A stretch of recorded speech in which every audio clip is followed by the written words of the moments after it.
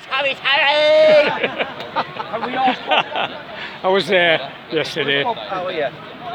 I don't think he's a terrorist, although he extended the term of terrorism itself beyond what the realm of terrorism is. One of the things I noticed was, I watched, I didn't attend, but I watched. I attended in spirit. Tommy Robinson. Watching Louis Errington. But you have to know what they're doing. Yes. It's not good enough just to say. But attending in spirit means like you're giving your support. No, he doesn't. He doesn't. You have to know. You have to know. Okay. All right. Just so that's clear. What others are doing, and in particular, what Tommy Robinson and Khoo are doing. Yeah, you got to keep an eye on it. Absolutely. Tommy Robinson said several times that he's definitely against Marxism.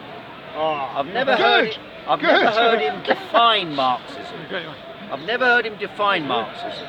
So if any of Tommy Robinson's friends, for example Danny Tomo, or any of the other people who know Tommy Robinson, want to put a message out to him, I'm quite happy to debate about Marxism with him. If he thinks he knows what Marxism is, well, I say this because he makes a big deal. He makes a big deal about being accused of being far right, and he says, "Who's far right? I'm not far right. I've never been far right. I'm not far right." And yet, he's definitely sure that what Marxism is, and yet I've never seen him explain what it is anywhere to anyone. So that's a bit of a contradiction. Then on this question of terrorism, he started talking about the Southport killings of the 3 children at a Taylor Swift event. And then he said, the government's covering up. And they were covering up at the beginning. And they weren't telling the truth. The implication was, it wasn't stated, so I can't state that he meant this, but I can't see what else he meant from looking at what he said overall, other than this guy was a Muslim. It seemed to be the implication that he was saying that the guy who was born in Wales, first he said, oh, he's not got a Welsh name, as if the only people living in Wales should have Welsh names. And then I don't know if he can speak Welsh. If he's at school in part of Wales, he might learn a bit of Welsh. But as I understood it, from what little knowledge I have, the guy is a Christian, not a Muslim, and he's a second generation from Rwanda, who's born in England or born in Wales. And so by standard definitions, he would be Welsh, living in Wales, having a right to vote in Wales, and so on. Now, he may be a monster and horrible and a killer, but Tommy turned around and said, he's a terrorist. Now, I think that's stretching the definition of terrorism. There's no indication that any motivation for that person killing those 3 children was terroristic.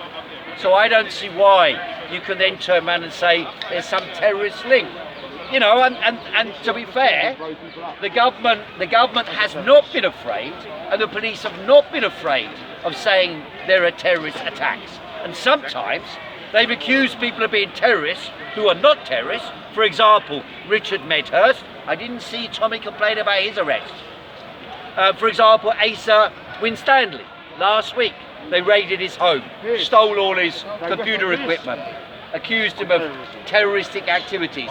Piers Corbyn at one time was accused by Priti Patel, I believe it was, of advocating terrorism. And so you have to be a little bit careful about that. Now, Tommy Robinson was arrested under terrorism charges, which I believe are fake. I agree with that. And those terrorism charges, the same fake charges, which other people have been charged with recently, are people who are pro-Palestinian. Did he hand himself in? He did hand himself in, and they kept him in. To be fair, again, I think they did keep him in to keep him away from the demonstration, because they thought that might be inflammatory if he was there, and it's a politically motivated detention. I think that's true.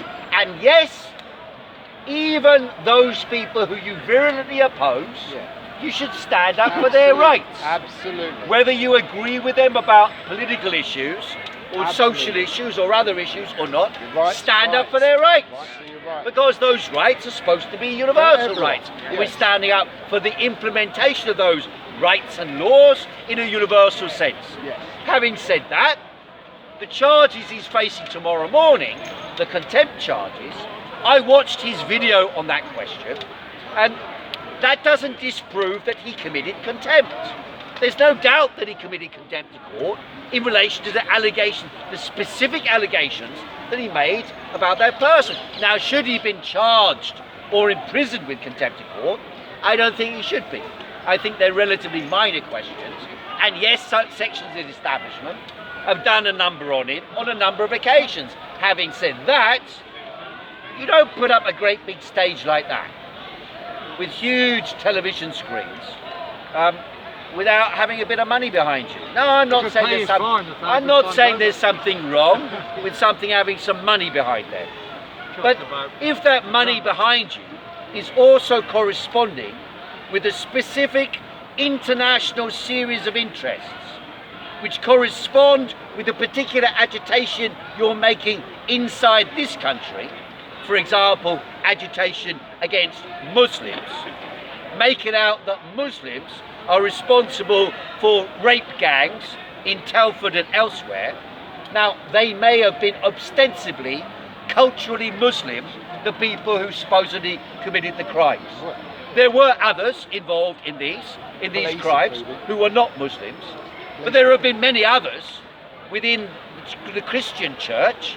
For example, in the Catholic faith, there is a long history of using the faith itself, which is not the accusation with the so-called Muslim grooming gangs, using the faith itself as the mechanism for sexual abuse of children. Well, that's definitely been the case in the Catholic Church, and that's long documented, well documented. It's documented in Judaism. So if you're as well. against grooming gangs and paedophilia, fair enough. I think most people in society are. However, if you selectively choose one group and constantly harp on about them, and that's a long record of your particular political and cultural orientation, then you have to ask yourself, who are you serving in doing that? Why are you doing it? And then you're talking about an invasion. This is the argument Tommy Robinson makes. There's an invasion of foreigners into Britain, migrants, criminals, killers, rapists, who are coming into the country, occupying the country, getting benefits from the government and living off the land. That's the argument. No, I'm not saying nobody's doing that. But ask yourself this. If you apply, and that's why I said what I'm saying, if you apply your principles universally, if you've got a set of principles, unless you're just going to do whatever the highest bidder says, if you've got a set of principles, then you have to ask yourself, if you're worried about people coming into someone else's country, taking resources from them, and raping and abusing them, why isn't Tommy Robinson screaming about the abuse by Israel of the Palestinian people? Why on the other side is he directly supporting Israel and said if it comes to it he will go and fight with the IDF against the Palestinians who have been brutally slaughtered, murdered, beheaded by the Israelis to this date? So why is Tommy Robinson inconsistent in that minor little point? That minor little point of the slaughter of 42,000 people officially, the killing of about 115,000 people according to the Lancet, of which those people killed, of which around 70% are women and children. And this is ongoing. It's not like this is something happened years ago under British imperialism in the Second World War or in the Boer War or in the 1850 Sepoy Rebellion. We're talking about something happening while Tommy Robinson is speaking. So for him to turn around and say that he's opposing the invasion by foreigners of Britain, but he's not opposed to the invasion of foreigners into Palestine, then I think that's a little bit hypocritical. Then there's the case, oh, they're coming here illegally. Well, what was Tommy Robinson in prison for? One of the charges he was in prison for in the past. Entering America on a false passport. So in other words, he's done exactly the same as he's accusing those people who come on boats of doing. Entering the country illegally. Without, okay, some of them get rid of their passports, but nevertheless, if it's an illegal, if it's not your passport, you might as well be entering the country without a passport. So, you know, there's a certain hypocrisy involved here. Now, I know he's just produced a book. He's against communism, he's against Marxism. As I said, I don't think he's ever explained what Marxism is, according to his definition. I'd be happy to debate with him at any time, at Speaker's Corner or on the internet. Happy to debate these questions with him. I'd be perfectly happy to debate with him. Now, then the question comes, what was I going to say? You just got me off my track. What was it? Sorry? Marx and Sparks. No, before that. Where were we? I can't remember. America. America, no, it wasn't America.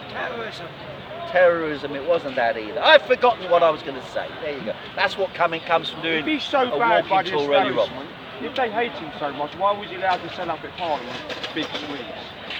Well, I mean, At Parliament Square, they don't. I don't per se. You see, if the alternative is to turn around and say the government should repress and stop them from doing anything, I don't agree with that. Absolutely. That's guaranteed to get support. Oh, what I was going to say was this.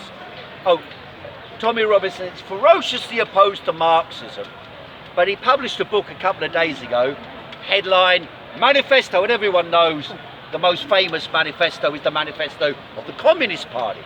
Now, his book is written. Tommy Robinson's great intellectual, you see, and when he went to Cyprus, he got busy writing his manifesto, and it's written with another guy called Peter McLaughlin. Peter McLaughlin and Tommy Robinson published this book called The Manifesto about free speech, and the book begins with references to George Orwell and Jack London. Now, little does Tommy Robinson or apparently Peter McLaughlin realise both George Orwell and Jack London were ardent socialists. So hardly the best foundation for your argument. But in any case, I looked up this guy Peter McLaughlin, and you can't find anything about the guy. You know, on Facebook. There's no picture of him online. You know, on Facebook. There's no story of his life. There's one interview with him without a picture. So you begin to wonder, who exactly is this person who's doing a lot of writing with Tommy Robinson? I'll give Tommy Robinson his due. He probably wrote most of the book and looked up most of the references and prepared most of the lexicon.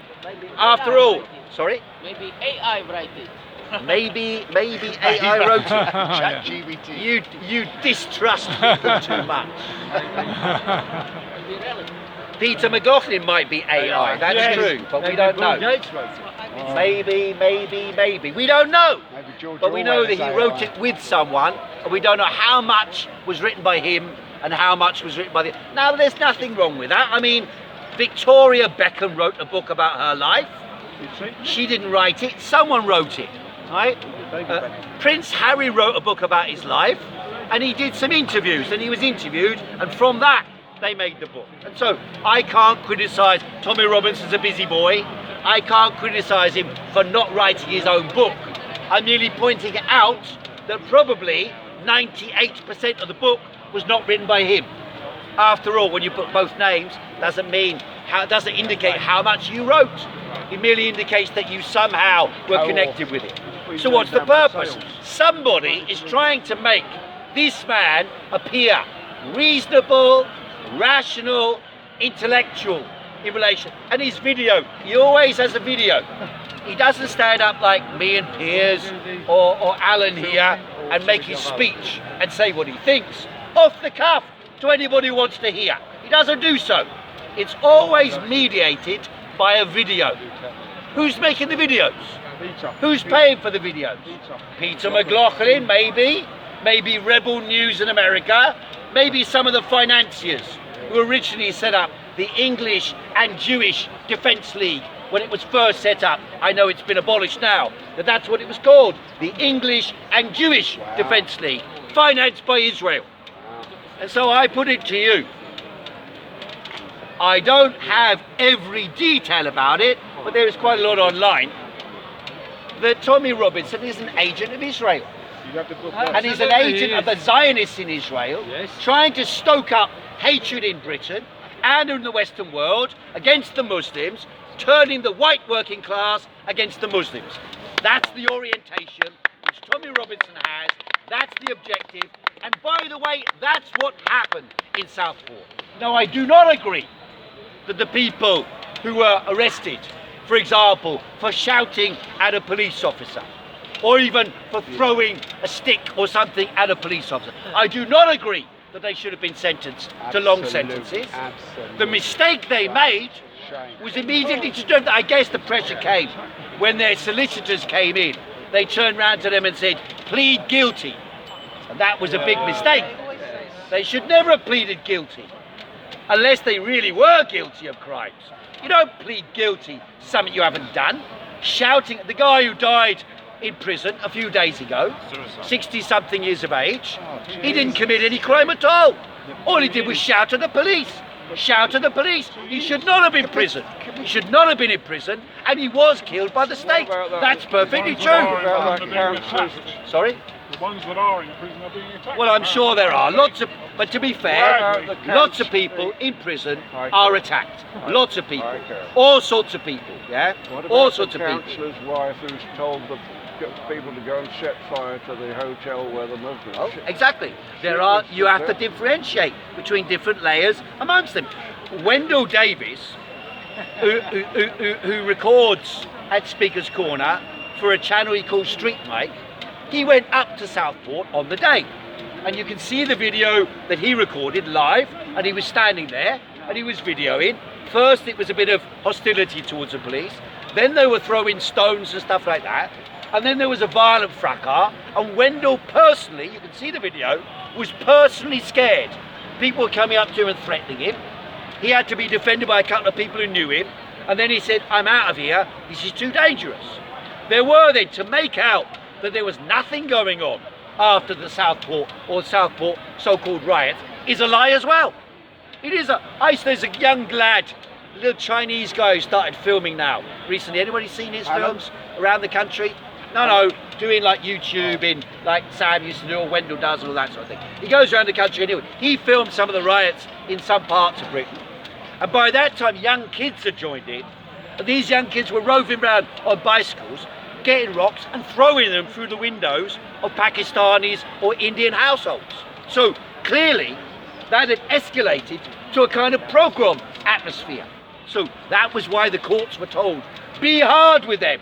But of course, you still have to have genuine justice, not just people put in prison for nothing at all. And that's exactly what happened to some of these people. So to differentiate between these things, for some people, that's an impossibility. You know, just the same as the COVID story, you know, differentiating between truth and untruth about that became criminalised.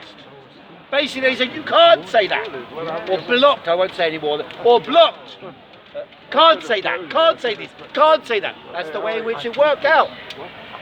So we have to take apart the different components. I know it's a pain in the arse.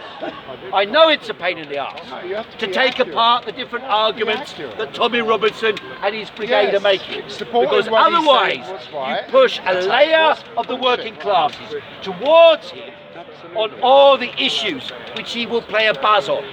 And people don't care whether he's been a criminal in the past, whether he's been in the EDL in the past. He's seen in England as a sort of bad boy. Bad boy made good. Bad boy sticking up to them. Like the Cray twins, or like some underground criminal. In the past in London, they had fame. They had support of the population. People say, well, they're good, you know, they might have killed so-and-so. They might have killed my brother, but they were all right when they did it. And they sent flowers to the funeral. You know, that type of mindset that you see on these sort of, you know, Minder and that type of stuff. That's where that sort of psychology comes from. So that's my take on Oh Tommy Tommy. I'm trying to get hold of Tommy's book. I was prepared to pay for it so that I can write a critique of it. But at the moment, it's sold out, and only Wendell's got one, so I'll try and get one off him. I don't know anyone else has got one at the moment. So no, nobody's stocking it, no. And it's sold out on Amazon supposedly. So I await with bated breath my chance to do that. And I repeat again, I'm quite happy to debate with Tommy or any of his supporters at Speaker's Corner about these issues, because I think, you know, we've had a lot of this at Speaker's Corner. We've got a lot of Muslims here, we've got a lot of Christians here. There's a sharp division about Palestine, sharp division about all these issues. We need to debate it out. You can't resolve these questions by simply fighting it out.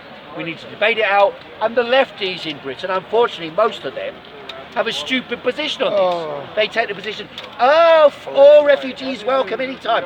Of course people are going to turn around in times of economic difficulty and say, you know, how comes they're getting a house when I'm not? Of course people are going to say that. That's always been the case. Nothing new about that. You have to understand those issues and then unify the working class to fight together collectively. And one of the main issues that they should be fighting collectively on is to oppose with tooth and nail every activity of the Zionists inside this country and abroad. Yes. And I believe that Tommy Robinson is a key player on behalf of the Zionists, who we should oppose precisely for those reasons. Here's my question, Heiko. Yeah, go on. What's wrong with Zionism? Zionism is a belief that there is a superior people who have a right to exclude other people from the land of Israel. And that they have superior rights and they can expel the others. That's basically what it is. Take over a land that's occupied by no one, so they said, and will become our land. And they keep expanding. It's not stopping. They keep expanding. And a section of them want a greater Israel. They want to take a whole number of states around the Middle East. You know, that's why they're attacking Lebanon at the moment. And they're murderers. You can see what's been happening in northern Gaza at the moment. The plan by the generals is to murder the people of northern Gaza. Hundreds of thousands of them. Just the same as the Nazis murdered the people in the Warsaw Ghetto. And unfortunately it's the case that a section of the Israeli population have the same mindset as the Nazis.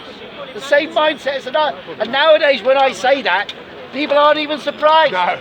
A few years ago, people would have turned around and said, that's anti-Semitic. No one's saying a word anymore. No one's saying a word anymore. Because it's blatantly obvious. No other country does these barbarities. No other country's doing the barbarities we see today. None. And these idiots, like this guy Kursin, or what is his name? Christian Kursin. That comedian. For some reason, every pundit nowadays is a former comedian. You know, Joe Rogan. What's his name? The English guy. Russell Brand. And this Christian Kursin. The only people who are treated as serious thinkers nowadays are comedians. Well, that tells you what a joke we've got of a society. It tells you that we live in a society that has become almost like the old feudal order, where the only person who was allowed to challenge the king was the court jester. The court jester would turn up and make fun of the king. And the king could laugh, or the king could send them away. But generally they keep the court jester there. And that's what we've got today. Here, my friends, take Politics away the of lady. court jesters. What was that? Do you not hear, my friends? Take away the lady. Yeah, quite right. Quite right.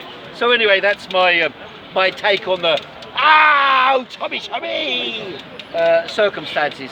And thanks very much for listening. I'll be back again next week. Heiko, Khoo!